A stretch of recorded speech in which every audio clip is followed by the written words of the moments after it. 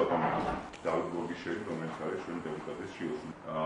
ცხადია ვამოწევთ და რამდენადაც ჩემს ცნობილია ეს ხალხი არის ყოველდღიური ფორმატი, თუმცა მე მივედი, იქ იყო გამგებელი, ფსიქოლოგის გამგებელი, იქ იყო სტრატეგიის თავმჯდომარეს, იყო ბატონ გორგიშვილის და ჩემი რამდენიმე წუთი მოგიშვა შეხვედრა იგივე მოგზაურობა. აღნიშნეს ამ კონამდებობაზე და ხართ დეპუტატ შეუშვილის მისხმარ. და მხოლოდ ამ ნიშნით მოხდავი.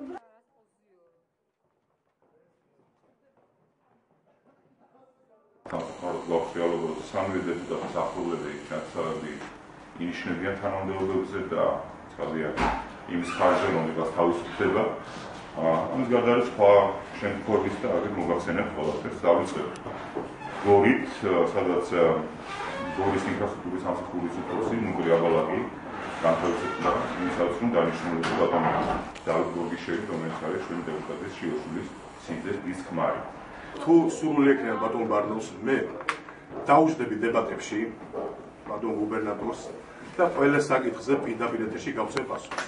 კი ეს მართალი რომ მე ვარ ბატონი თამაშიაშვილის სიძე, ის ქმარი.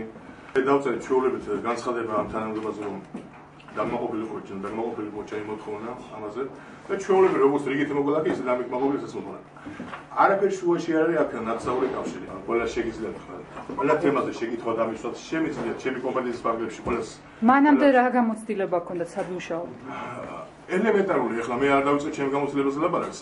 ჩავწალეთ კანცელარიაში, იქნებ ჩემი CV და იქ არის ყველაფერი მოხსენებული. ბატონ დავით დადიანი გამგებლის მოადგილე განთავისუფლდა და დაინიშნა ადამიანი, რომელსაც არ აქვს უმაღლესი განათლების განათლება, არ აქვს დიპლომი, ეს არის ბატონი ზაზა აბდულაშვილი.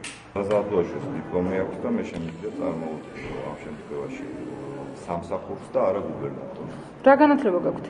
ტექნიკური განათლება მაქვს, მე დამთავრებული მაქვს ხვების მიმართულება, ჩავაბარე რუსეთში. შეიძლება რაღაცა თვითონ მოაყოლა ამას პოლიტიკური ბრალდება, მაგრამ მაქვს ხვების ტექნოლოგია დამთავრებული. მაგრამ არ მიმუშავია ჩემი მიმართულებით, კარგი ხანია.